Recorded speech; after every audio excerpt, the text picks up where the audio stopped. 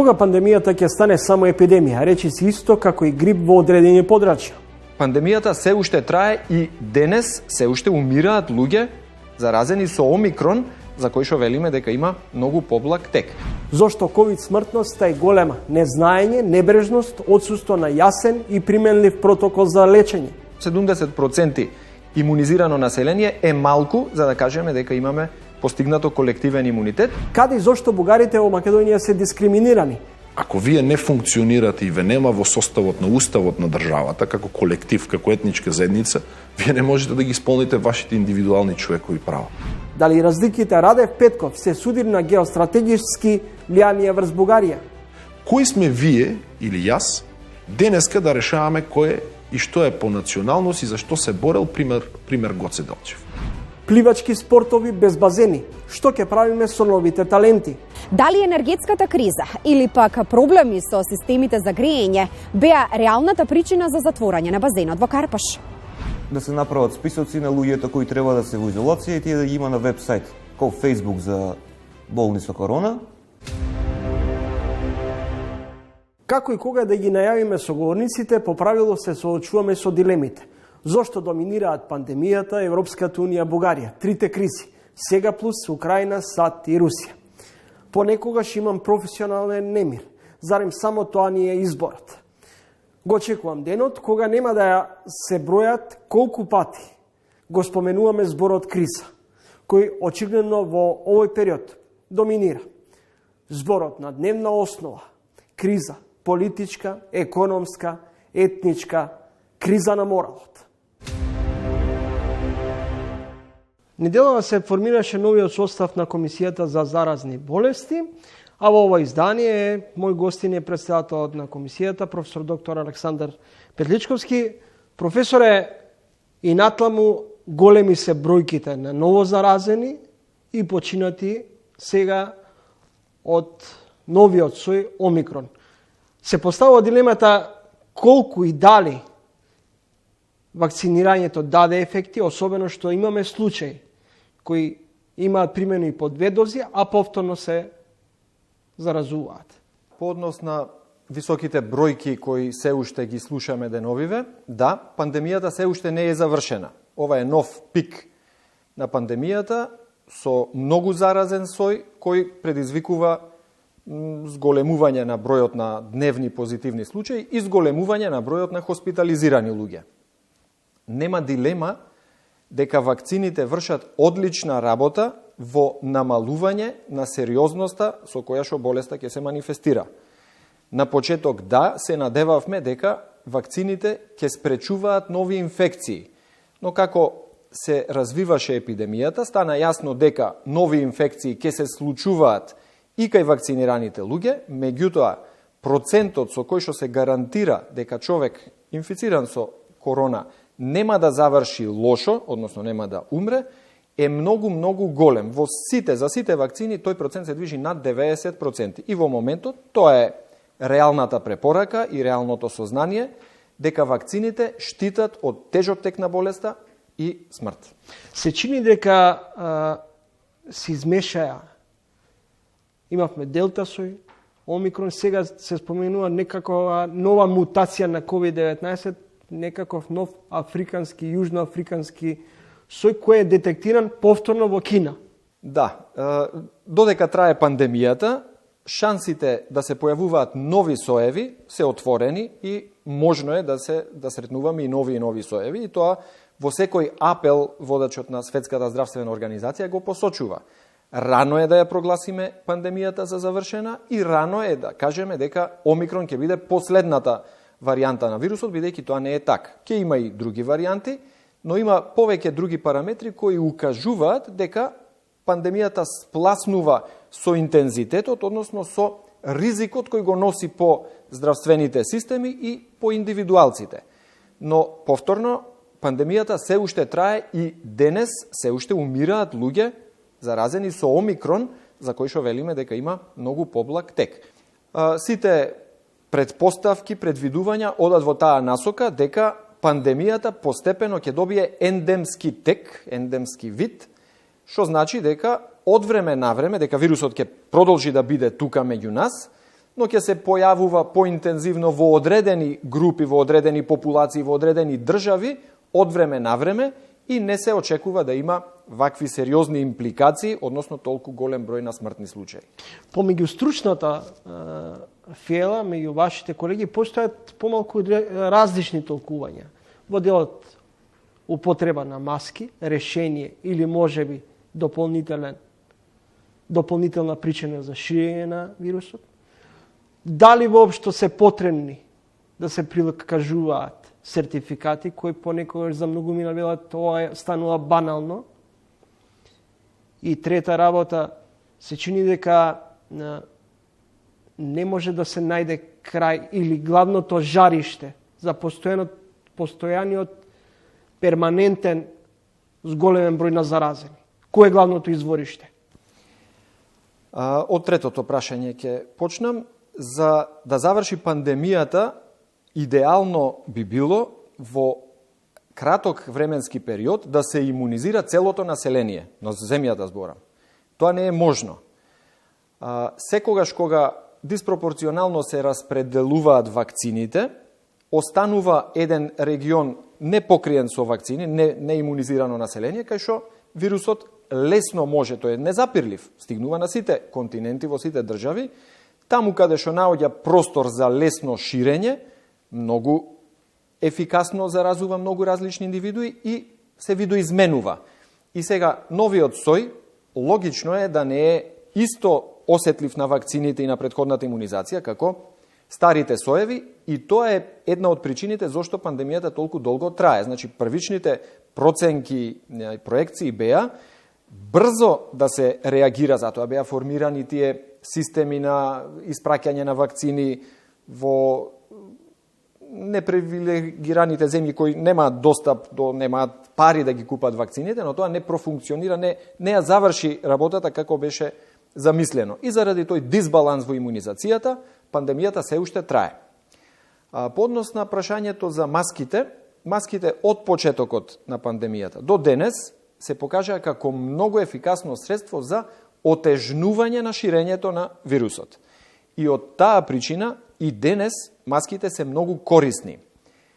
Ако по однос на препораките дали да излеземе да се вакцинираме, научна препорака за ризикување и намерно заразување со омикрон варијантата не постои. Нема нити една студија која заклучила дека омикрон варијантата е лесна и дека треба да ги фрлиме маските да се заразуваме, затоа што, како што реков и минатите денови од доктор Илир Демири слушавме дека и деновиве се умира од омикрон. И тоа не е само кај нас, се умира во целиот свет.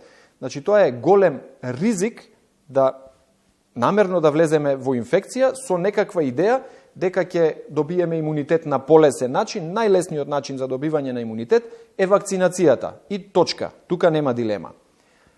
Друга причина заради која не треба намерно да влегуваме во инфицирање е тоа што денес се повеќе се зборува за долг ковид, за последици од ковид кои траат со месеци и кои уште ги немаме дефинирано, немаме комплетен список на компликациите кои остануваат после прележана болест. За разлика од ковид, компликациите од вакцините ги има, но се многу поретки. И од тој аспект, вакцините се многу поефикасен начин за имунизација. Последното прашање по однос на сертификатите, да, во ситуација кога се заразуваат и имунизирани, како што е ситуацијата сега, сертификатите го губат значењето, но мора да се направи сериозна проценка. Ние пак во Македонија беа воведени сертификатите со идеја да се засили стапката на имунизација. Ние имаме една од најниските стапки на имунизација во светот. Дали го постигна тоа сертификатот? Целта ја постигна затоа што најголемо зголемување дневно на бројот на први дози дадени вакцинални беше точно во периодот кога беа воведени сертификатите. И сега тука сака една темелна анализа што би биле придобивките, што би биле загубата која би била со укинување евентуално на сертификатите. Секако дека тоа ќе се разговара, но точниот момент, дали ќе биде сега, дали ќе биде по 2 недели или по 1 месец, треба да се дефинира врз основа на убави темелни анализи. Не исклучувате можност од трнување на сертификатите како услов за влез во, да речеме, во моловите? Не исклучува. Висока стапка на смртност поради нестручност, лоша терапија или помалку разногласие околу тоа, околу третманот на заболените од ковид? Разногласието постои и околу евидентирањето на починатите. Значи, тука има, не само во Македонија, и во Америка, постојат малку нејасноти околу тоа како се евидентираат починатите. Дали се тоа починати кои случајно е детектиран ковид, или се починати, не знам, со разни коморбидитети, или се навистина последица исклучиво на ковид инфекцијата, тука постои разногласие во цел свет. Ние си зедовме задача убаво да дефинираме, деновиве имаше некои дискусии околу манипулации со бројки, таква работа не постои, одговорно тврдам. Кој би можел да лажира и да измислува број на починати, тоа апсолутно не е така. Очигледно лошо беше продолкуван вашиот колега Мехметовиќ. Секако, некоја игра на зборови беше несреќна, да кажам, но апсолутно е јасно дека никој не би презел на себе таква одговорност да подметнува бројки и во едната и во другата насока. Сега, методологијата со која што се запишуваат починатите, да, таа подлежи и на дискусии и на промени како се околу ковид. Ковид е работа, ковид е предизвик со кој се соочуваме моментално. И во тој предизвик се менуваат и ставовите, се менуваат и протоколите, се менуваат и методологиите со кои се пресметуваат. Значи, една од задачите на комисијата во новиот состав ќе биде исто дефинирање на задачите и на начините на кои ќе се сумираат бројките и ќе бидат презентирани на јавност. Вашиот колега доктор Никола Пановски, меѓу другото, деновиве ќе изјави дека во случај да не се појави некој посериозен нов сој на ковид од омикрон, во нашата држава ќе се заразат 70% од населението и тогаш коронавирусот ќе премине во ендемија. Дали вакцината ќе стане сезонска во однос на COVID-19? Ние неизбежно се движиме кон станување на ендемска форма на оваа болест, затоа што веќе 2 години го градиме имунитетот, што со вакцинација, што со прележување. И во овој момент ние не сме на почетокот на пандемијата, сме во многу подобра ситуација од пред 2 години. Тоа мора да го имаме во предвид.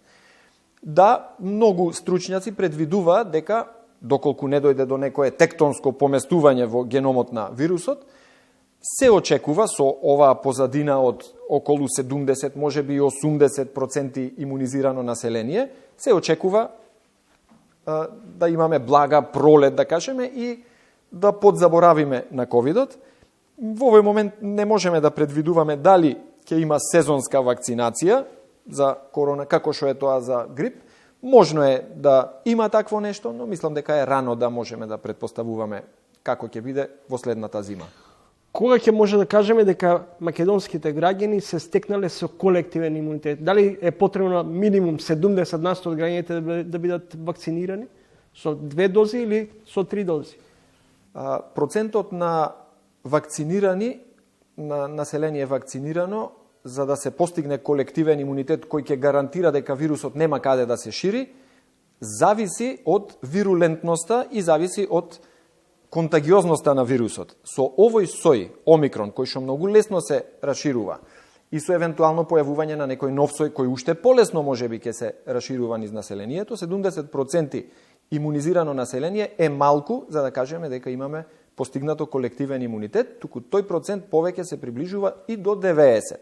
Ние на институтот од каде што доаѓам планираме следната недела да излеземе на терен како точно пред 1 година и да направиме едни серолошки испитувања на 1000 случајни испитаници, за да имаме представа докаде сме со имунитетот комбиниран од прележување и од вакцинација во овој момент.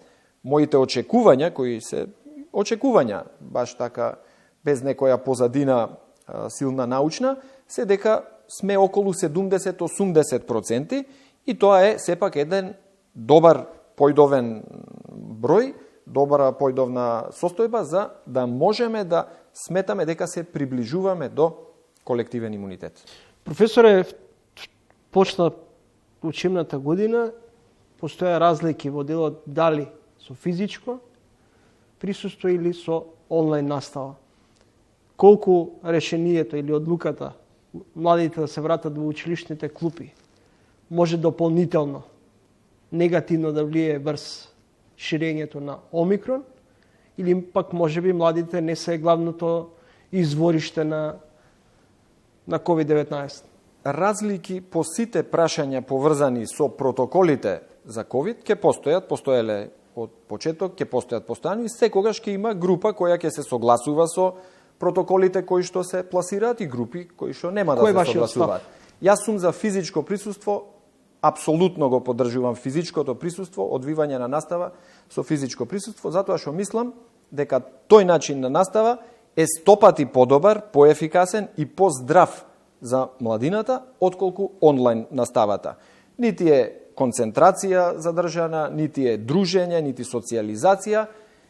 Сметам, и тука ги имам предвид и сите препораки на Светска здравствена организација, на CDC, на многу авторитетни здруженија професионални, кои укажуваат дека штетноста на онлайн наставата, односно на дистанцирањето, на неовозможувањето социализација на младите, носи многу повеќе ризици по нивното психофизичко здравје, отколку евентуалниот ризик за добивање на COVID. Ова не е без основа, бидејќи во однос на расширувањето на можност, еве како пул да постои ова група на школски деца, ние во минатиот период кога имавме настава со физичко присуство и со тие скрининг со ограничени ресурси завршени акции, видовме дека училиштата не беа некој извор за ширење на инфекцијата, процентот на инциденцата на нови случаи беше релативно добра и не очекуваме да има некаков драматичен, некаков тежок пораст во бројките со тоа што учениците ќе се вратат во клупите. При тоа мора да инсистираме на протоколите кои предвидуваат проветрување на училниците, дезинфекција при промена на смените, носење на маски. Значи, во ваков еден контекст, сметам дека училиштата се безбедни за настава со физичко присуство и дека тоа е правиот начин како треба да се одвива наставата. Професор Тошевска ќе рече за студентите по медицина. Ке фаќате врски, јас не се чудам зошто сме во врвот на смртноста од COVID-19. Дали клиентелизмот го девалвира студирањето? Се разбира дека го девалвира. Ние имаме проблеми како држава на повеќе нивоа и проблемите се гледаат во секој аспект на живењето. Но во овој момент, кога приоритет ни е справување со епидемијата, мислам дека треба да се фокусираме на нашите ресурси и да најдеме најрационално решение за излегување, за намалување на последиците во нашите околности. Може ли овој начин на трансмисија на вирусот да се стави некаде крај, или ќе бидеме под притисок постојано да бидеме на штрек кој кому, кога и како ќе го зарази? Да, и тој штрек ни направи многу штета, да се расправаме, да се формираат две групи со изразито спротивставени ставови, меѓународни инциденти да се случуваат. Она што јас го гледам, можеби така сакам да го видам, но како тренд што го гледам од светот е дека полека драмата околу корона спласнува. Тоа значи дека ќе прифатиме дека вирусот е тука, дека може да предизвика и тешка болест, ќе се трудиме колку толку да го минимизираме, да ја минимизираме можноста за негово ширење и ќе престанеме со тестирањата еднаш, два пати, три пати, 100 пати при секој сомнителен контакт. Значи, очекувам да стане да дојде до едно прифаќање и престанување на драматизирањето околу корона. Ви благодарам за издвоеното време и гостувањето во емисијата. Благодарам за поканата. Почитувани вече, тоа беше професор доктор Александар Петличковски, председател на Комисијата за заразни болести и директор на Институтот за имунобиологија. Младите се вратија во училниците. Во ова време на старите дилеми. Колку и како онлайн наставата не подготви за обштествените процеси на дигитализација. За неа зборувавме и во Трилинг, зашто тоа очигледно ќе биде новиот модел за продукција и комуникација. Во продолжение следува разговорот на мојот колега Игор Стојанов со професорот Кирил Барбареев. Клучното прашање, всушност, суштината е зошто дигитализација во образованието и целата суштина е интеграција на дигиталните технологии, на сите дигитални технологии во секојдневниот живот. Ние живееме во ера во која што голем број идеи можат преку образованието да се реализираат со цел да го подигнат развојот и квалитетот на животот на човекот. Тоа е истото прашање да го поставите зошто информатичко-комуникацијска технологија во здравството, зошто компјутерска томографија, зошто магнетна резонанца, зошто на еден доктор за очи има потреба од таков апарат. Целта е да се постигнат подобри резултати, целта е да се влијае на подобро здравје кај луѓето. Истото и во образованието. Целта е да се постигнат подобри резултати во учењето. Но целата суштина е сега во знаењето на деталите и во мудроста на водењето на професијата, а тоа колку јас како наставник, колку јас како професор ќе умеам во текот на денот преку тие дигитални ресурси, преку таа платформа која што ја имам на располагање, да ги подобрам резултатите на учениците. Односно, колку мене дигиталната технологија ќе ми придонесе за да направам подобра педагогија во текот на денот. Дали јас ќе употребам 5% од моето време или можеби денес нема ни да употребам дигитална технологија. Тоа зависи од моето знаење, од мојот капацитет за да ги постигнам резултатите кај учениците. Тоа е тоа зошто тоа сите го прават и зошто е подигнато на ниво на степен на приоритет во многу земји кои што почнаа многу одамна за тоа. Кои предуслови се е потребно и Македонија како држава да ги направи, да кажам, за да се стигне до некоја фаза на почетна дигитализација? Тоа е клучното прашање и многу тешко прашање кое што не може да се објасни во 5 минути и мислам дека на тоа прашање како општество, како држава паѓаме во изминатите десетина години, паѓаме на тој испит. Не можеме да го одговориме. Клучната работа всушност е дека станува збор за преструктурирање на целокупната организациона структура на еден воспитно-образовен систем. Тоа значи дека тие фази на реализација се многу долготрајни и се пред се поврзани со визијата на политичките лидери, на луѓето кои што ја водат државата. Зошто? Заради тоа што кога почнува еден таков процес, првото нешто кое што се поставува на маса се 4 прашања на кои што треба да одговори образованието. А тоа е што се му е потребно на едно училиште, што се е потребно во една училница, што се му е потребно на еден наставник и што се му е потребно на еден ученик. Кој ќе ги поставите тие 4 прашања, вие ќе дојдете до одговор дека се потребни можеби стотици милиони евра во следните 10 години по одредени фази за постигнување на дигитализацијата во воспитно-образовниот систем. Кои се клучните предизвици со кои што ќе се соочиме на тој пат, заради тоа што да кажам ние имаме искуство со компјутер за секое дете, кој што од денешен аспект се оценува како да кажам пропаднат проект. Може ли да ни се случи втор проект компјутер за секое дете со ова убрзана дигитализација, со оглед тоа дека и Европската унија и некои други меѓународни организации посочуваат дека не треба се брза многу на тој процес?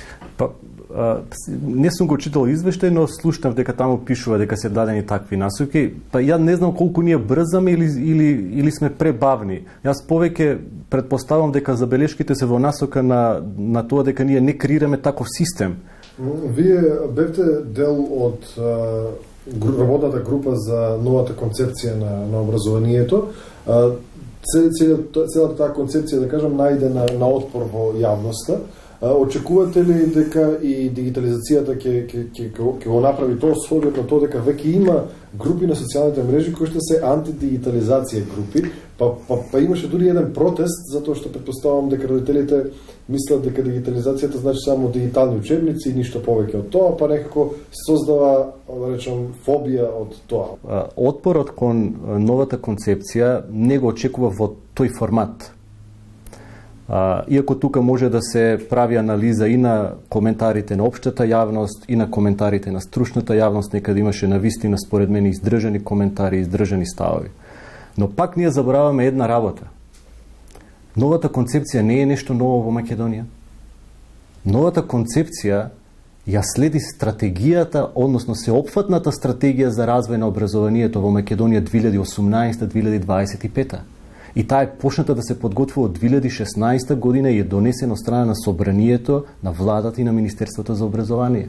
И таму им работеа стотици колеги, работеа стотици наставници, работеа луѓе од Европска Унија, таму има меѓународна консултативна група која што работи, која што дава одобрение на таа стратегија.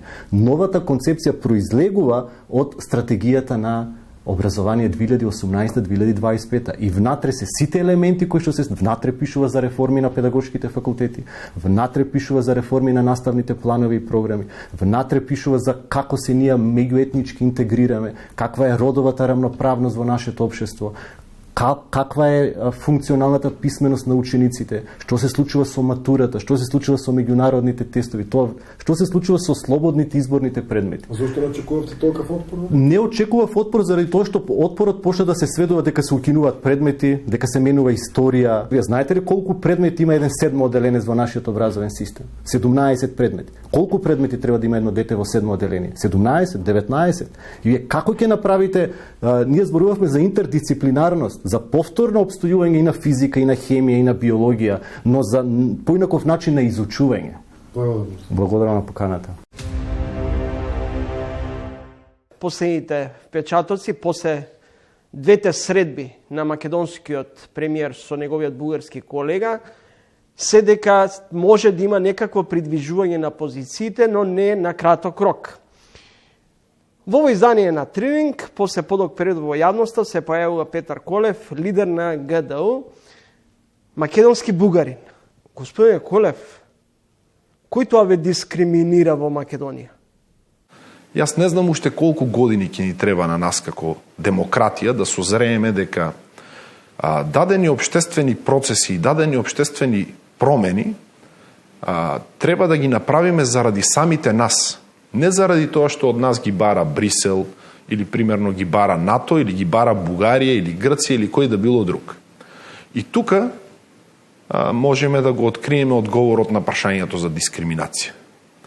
Значи, јас не сум досега сретнал македонски политичар кој што во дадено интервју да биде представен не со неговата идеолошка платформа, а со неговата етничка припадност.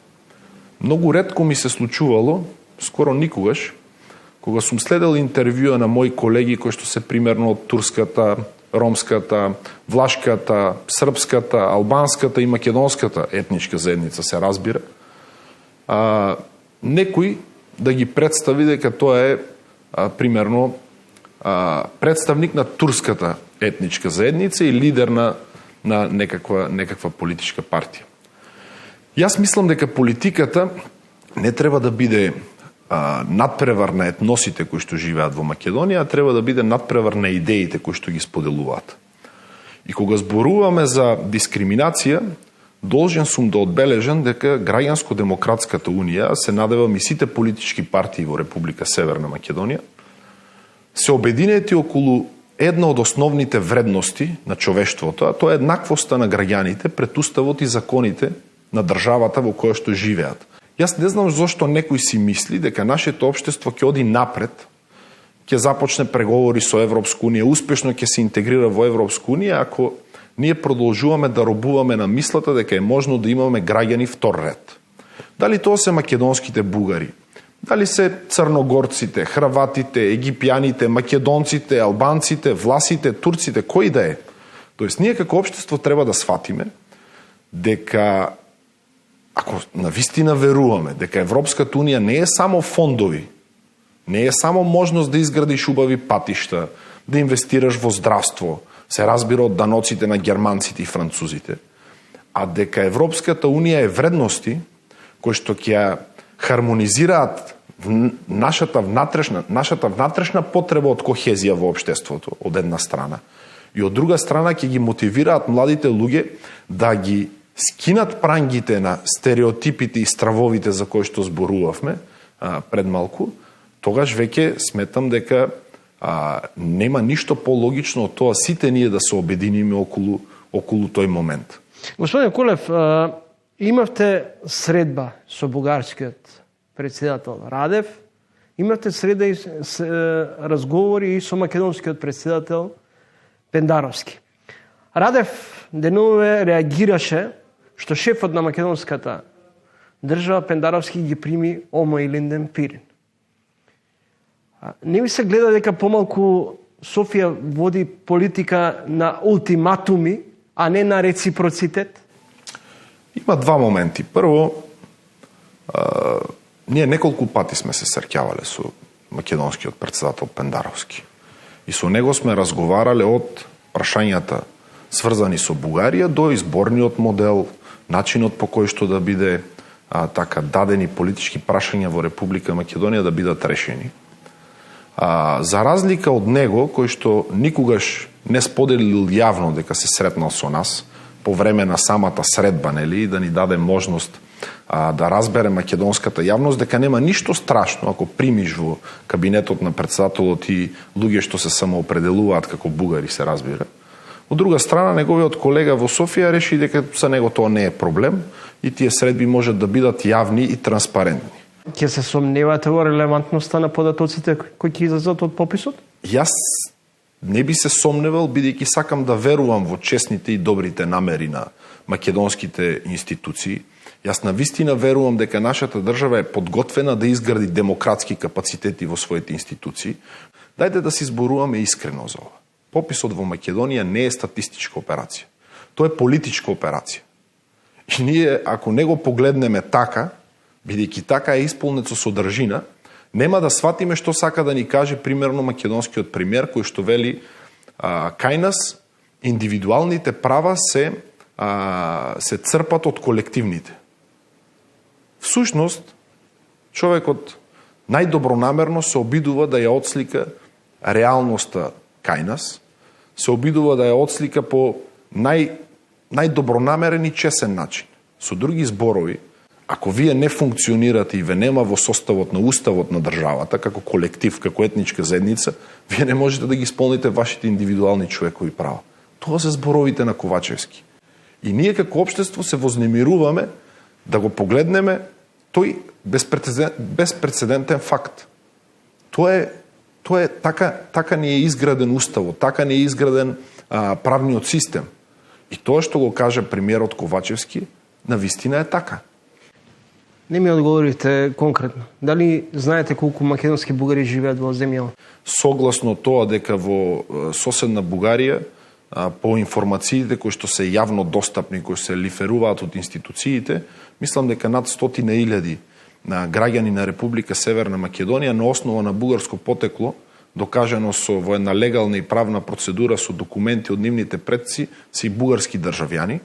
Сега да видиме, можеби дел од тие луѓе нема да се самоопределат како македонски бугари. Всушност, правото на самоопределување е индивидуално човеково право.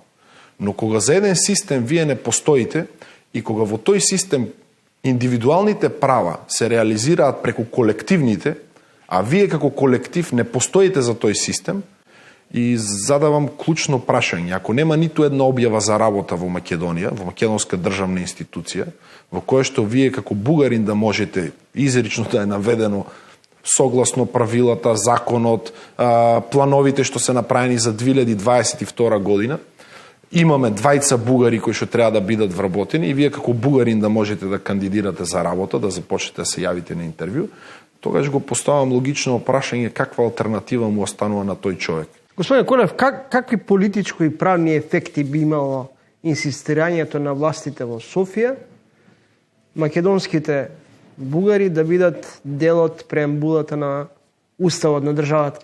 Должен сум да одбележам дека таа иницијатива не е на бугарските власти, е иницијатива на неколку здруженија од Република Македонија, вклучително и на Граѓанско-демократската унија. Ние овој разговор сме го воделе уште пред премиерот Зоран Заев да стане премиер на Република Северна Македонија, тогаш беше се уште опозиционер. Ние имавме неколку средби со него. вклучително и раководството на тогашното Сдружение за македонско-бугарско пријателство, кое што подоцна, дел од тоа раководство се вклучи и во ГДУ, имавме неколку разговори во кои што една од темите беше и еднаквоста на македонските бугари пред уставот и законите на Република Северна Македонија. И тогаш премиерот Заев јасно дефинира дека за него тоа е сосема релевантно, логично, аргументирано прашање кое што треба да најде решение во нашиот правен систем. Нашите очекувања беа сврзани дека во моментот кога ќе се отвори уставот за решавање на проблемот со името, дека ќе се решат и неколку други прашања, вклучително и прашањето за еднаквоста на бугарите, хрватите, црногорците, египјаните или секој друг кој што има желба да се вклучи во уставот. Јас не сваќам зошто ние како Македонија имаме проблем со тоа што сме мултиетничка, мултинационална, мултирелигиозна држава, но го имаме тој проблем само кога станува збор за македонските бугари.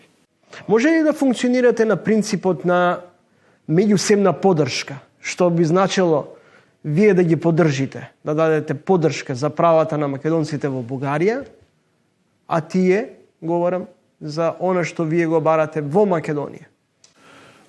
Треба прво да видиме кој што бара и кој што сака да постигне. Ние, кои што работиме по прашањето со еднаквоста на македонските бугари пред уставот и законите на Република Северна Македонија, бараме нешто кое што е дозволено со нашиот правен поредок.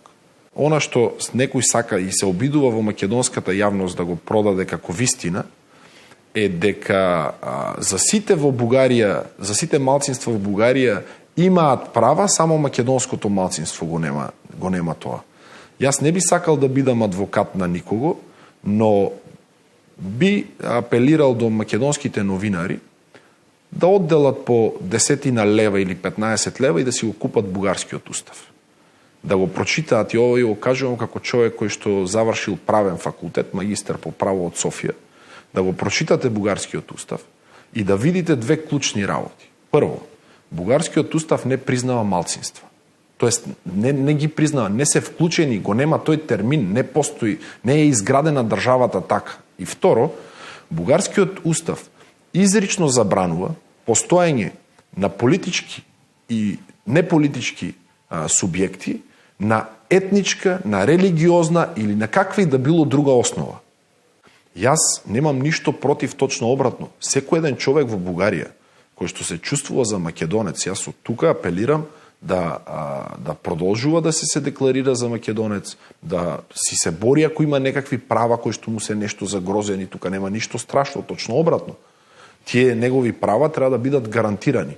Но прашањето е, кога вие знаете дека уставот на дадена држава не дозволува регистрирање на политички субјекти на етничка основа и вие упорно се обидувате да регистрирате политички субјект на етничка основа, дали вие барате решение или барате провокација? Слушам и во Македонија и Бугарија се бараат некакви компромисни и чудни варијанти на решавање на проблемите. Дајте да ги вклучиме во преговорниот процес, дајте да бараме гаранции од Европската комисија, дајте во некое поглавие да го направиме. Знаете ли, веќе имам длабоко чувство во себе дека некои структури во Македонија и во Бугарија, особено тие застапници на таквиот либерален приод, да ги оставиме проблемите за воиднина, ни спремаат српско или турско сценарио за преговори со Европска унија. Можете ли вие да си представите... Господине Конев, кои работи да не успее договорот меѓу Скопје и Софија? Тие што не сакаат да се решат проблемите. Кои тоа не сакаат да се решат проблемите? По нивните изјави, мислам дека секој еден од нас може да ги артикулира точно. Тоа се некои структури кои се за последните 30 на години успешно изградиле кариери на проблемите помеѓу Скопје и Софија. Почнувајќи од академската сфера, политичката, медиумската. Знаете ли, ако меѓу Македонија и Бугарија нема проблем, оној дел од така наречените научни, новинарски, политичарски или политички хейтери ќе изгубат својата основна храна за вегетирање. Кој е рецептот за решавање на проблемите? Сега, после двете средби Ковачевски-Петков, во преден план се ставаат економските прашања. Ако ние сме сојузници во НАТО и ако сме прифатиле дека сме две држави кои што сме подготвени да бидеме сојузници и во европското семејство и во НАТО, тогаш не треба помеѓу нас да има проблемни прашања. Ние треба да седнеме искрено, добронамерно, побартучецки и да ги решиме проблемите, сите до еден. Но можеме да изградиме стратегија како ќе ги решаваме. Но верувајте, тоа не е ако председателот на македонската страна од комисијата за образовни и историски прашања каже дека е подготвен за 2 години да не работи комисијата, да предлага да имало мораториум по тоа прашање. Не би сакал некој од македонска или од бугарска страна или од некаде друга, од некоја друга страна, да ни подметне мини во процесот на преговори, кој што во секој еден момент во кој што ние ќе напредуваме една по една ќе пукаат. Сега треба да седнеме и паралелно со економијата, паралелно со прашањата сврзани од транспортот, заедно со прашањата сврзани од промените или потребите за промени на уставот, прашањата сврзани со дискриминација, да ги отвориме историските прашања. Кои сме вие или јас денеска да решаваме кој е и што е по националност и зашто се борел, пример Гоце Делчев. Кој сме јас и вие да го решаваме тоа прашање? Гоце Делчев бил писмен човек, бил директор на образовни институции, бил наставник, професор. Тој оставил доволно пишани документи за себе, за својата дејност. И што е проблемот ние сите тие пишани документи да ги објавиме пред македонската и пред бугарската јавност? Зошто не го направиме по еден најдобронамерен и транспарентен начин? И ако Гоце Делчев сам за себе си се самоопределил по даден начин, тогаш ние сме должни да го почитуваме тоа. Македонските граѓани не гледаат реципроцитет во барањето на решение меѓу Скопје и Софија, туку дека Софија поставува одредена динамика и диктат за да се дојде до договор. Не би рекол дека јас пак не ги гледам работиве така. Договорот за добрососедство, колку што се сеќавам, е потпишан од двете влади. Доколку што знам, тоа не беше капитулантски договор, така не ни беше представен на македонската јавност. Јас така не го прифатив тогаш. Мене ми го објаснуваа тој договор, примерно господинот Димитров, господинот Заев, дека тоа е најголемиот успех на македонската дипломатија. И од денешна гледна точка, кога вие треба да отворите прашање и да ги решите трајно, ели? И почнувате да размислувате во сферата немаме реципроцитет, не сме во еднакви стартни позиции, не сме во најдобри услови да ги решиме, почнувам веќе да имам чувство дека некој бара алиби за својата неспособност. Политиката е сложена работа. Политиката е место каде што луѓето жртвуваат дел од својот комодитет за да завршат некаква обштествено полезна задача. А не за да бидат најодобрувани со многу ракоплесканици околу нив за нивните големи интелектуални способности и капацитети. Тие кои што не се способни да го решат ова прашање, да не се оправдуваат со апсолутно измислени аргументи, а да излезат пред македонската јавност и да ја кажат извинете, но ние немаме капацитет, не можеме ова да го решиме и нека дадат шанса на некои други кои што се подготвени да го решат тоа прашање. Ја не би сакал, веќе, затоа кажав, ние веќе сме 3 години блокирани по патот на евроинтеграција. Јас сум можеби единствениот македонски политичар кој што вели сакам да ги решиме проблемите сега, пред да почнеме преговори за Европска унија. И сето тоа го кажувам заради катастрофално лошото искуство кое што ние и бугарското општество го имаме како трајно политичко поведение. Ние сме општества кои што понекогаш даваме шанса на чудни ретроградни сили, кои што ќе се појават како спасители на народот и нациите на Балканот, и од сето она што ние сме успеале да го изградиме како процес на интеграција, ќе направат пепел. И представете си хипотеза, ние сме веќе 3 години блокирани, и започнеме преговори за Европска унија, и се појави една таква македонска структура, која што одеднушка ќе почнат да изметаат сите, ту бугарите, ту грците, ту србите, црквата не ни ја пристават, ту албанците ни пречат, и ние ќе влеземе во тоа што јас се плашам. Тоа е турското и српското сценарио за преговори со Европска унија. Преговараме како да преговараме. И никако не напредуваме. Јас не сакам таква судбина за мојата држава. Благодарам за гостувањето во емисијата. Благодарам на поканата. Поштени реч, тоа беше Петар Колев, председател на партијата ГДО и македонски бугарин кој се има декларирано во Северна Македонија. Во Куманово затворен градскиот базен. Во Скопје полок ремонт на пливалиштето кај спортскиот центар Борис Трајковски. Изгледа цинично, но пливачите и во овие зимски услови ќе пливаат по Вардар или Пчиња.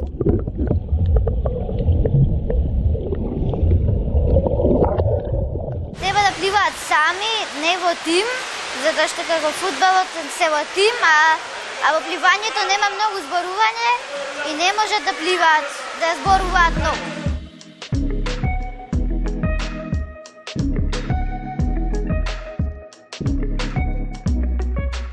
Имам 2 тренинга дневно, едниот са бајле, каде што морам да станам наутро, потоа попладне, односно вечерен тренинг, каде што целиот ден ми е убаво распореден и тоа ми се допаѓа. А за физичкиот развој исто така да ми помогна убаво да се развијам, здраво тело, исхрана и така.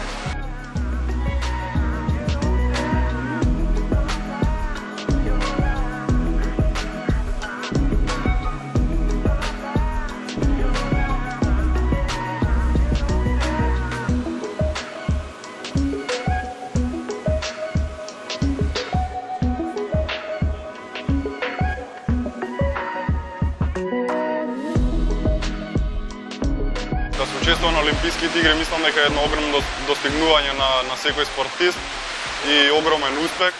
Мислам дека исто така сон на тој што си го нема остварено, да се биде рамо до рамо со сите елитни пливачи таму и спортисти општо од други области е доста големо достигнување за мене, а се надевам и за сите што настапија таму од македонската репрезентација. Стекнав доста големо искуство, задоволен сум од својот настап и продолжуваме понатаму за поголеми успеси. Тренинзите успеавме со дел од колегите да се договориме и секој клуб има посебни термини каде работат од 3 до 4 клуба во исто време. Така да малку има поголем број на пливачи, но сепак спрема условите се прилагодуваме и сите заедно работиме се во цел на интерес на пливањето и на пливачкиот спорт во Македонија. Да споменеме малку повеќе за пливањето како спорт врз ефектите на здравието на децата. Пливањето е еден од трите базични спортови покрај атлетиката и гимнастиката, така да пливањето има целокупна бенефиција кон развојот на децата, од психофизички развој до кардиоваскуларниот систем на детето, целиот локомоторен систем, развивање на моториката и покрај тоа што се во водата тука и социјалниот сегмент, после трензи остануваат децата меѓу себе се дружат, така да една комплетна бенефиција на една млада личност. Наредно нешто што е брзо и што треба да се случи е организирање на националното државно првенство, на кое што треба да земат учество сите активни клубови во Република Северна Македонија и уствари ние да се занимаваме малце пливачите со резултатите што ќе бидат постигнати на тоа државно првенство. Пливачката федерација во изминатите 20 на години се соочува со многу проблеми. Еден од проблемите е блокирана сметка на Националната пливачка федерација. Другиот проблем е приватен концесионер на нашиот најголем пливачки базен, Олимпискиот базен во Скопје. Сето тоа треба да го решиме, да пливачите едноставно не бидат заложници на никого. Зашто? Затоа што имаат единствена мисија да остварат добар резултат. За да остварат добар резултат треба да имаат добри услови. Рекреативците и професионалните пливачи се вратија во вода. Базенот Борис Трајковски во скопската населба Карпош повторно е ставен во употреба. Дали енергетската криза или пак проблеми со системите за грејење беа реалната причина за затворање на базенот во Карпош?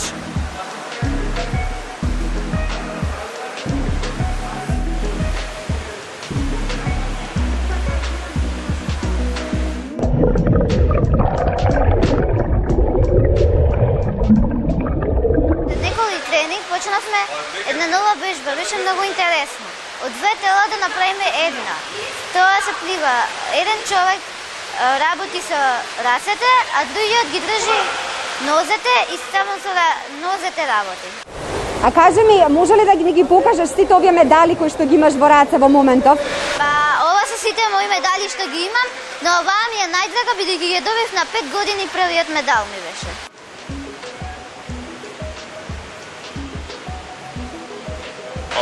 Пливањето е спорт кој пред се не учи да бидеме дисциплинирани, истрајни и да тежнееме и да целиме кон тоа што сме си го замислили. Ако зацртаме нешто во главата, тоа ќе го оствариме само ако сме фокусирани максимално кон тоа.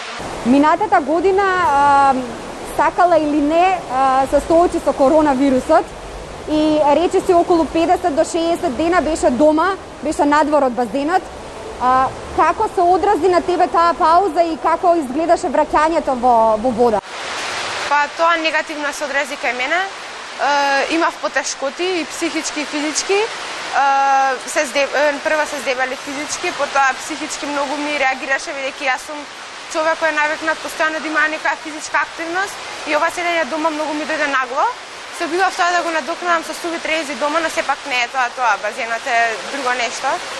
А враќањето изгледаше многу потешко, но тука беа мојот тренер и родители да ме поддржуваат и да ме вратат во форма. Уште 3 големи надпревари кои би требале да настапиме, тоа се Европското младинско првенство кој ќе се одржи во месец јули, во почеток на месец јули, потоа тука е Европското првенство кој ќе се одржи од 11 до 21 август во Рим и на крај од август е закажано Светското младинско првенство во Казан. За на крај од годината во декември повторно ќе имаме Светско првенство во Казан во кратки базени.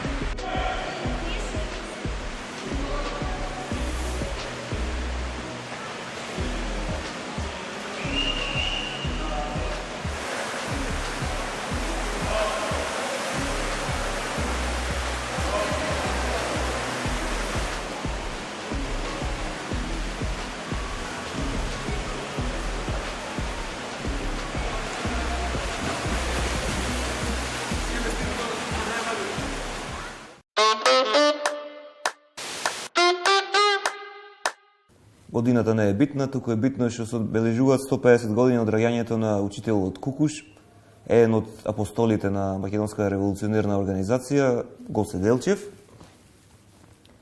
Човек кој беше инспирација за многу години борба на македонците, која кулминираше со антифашистичката борба и самостојна Македонија. Но овој ден човек мора да се запраша дали го остваривме сонот на Гоце, а како што изгледа го остваривме само кошмарот негов. Да оцитирам Гоце, Македонија и македонците имаат своја политика и своји интереси. Оние кои сакат присоединување на Македонија кон Бугарија, Грција и Србија може да се наречат добри бугари, грци и срби, но никако и добри македонци. До сега во историјата сме имале на власт многу добри и бугари, и грци и срби, но сме немале добри политичари, сме немале честни политичари, сме немале некој кој ќе тргне со сидрото наврат, што би рекол еден наш доскорашен премиер.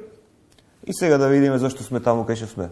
Ево на почеток да видиме Рашковски е пуштен од домашен притвор, исто и Трајко Велјановски, што е можда и некоја казна на ова ладно време да мора да шетаат надвор, можда судот сака да ги казни, не можеме да знаеме, но во секој случај кауцијата на Рашковски е скоро 200.000 евра, што е добро за две мекици, не е лошо по 100.000 евра, Торијана веројатно нема да изземи тие пари.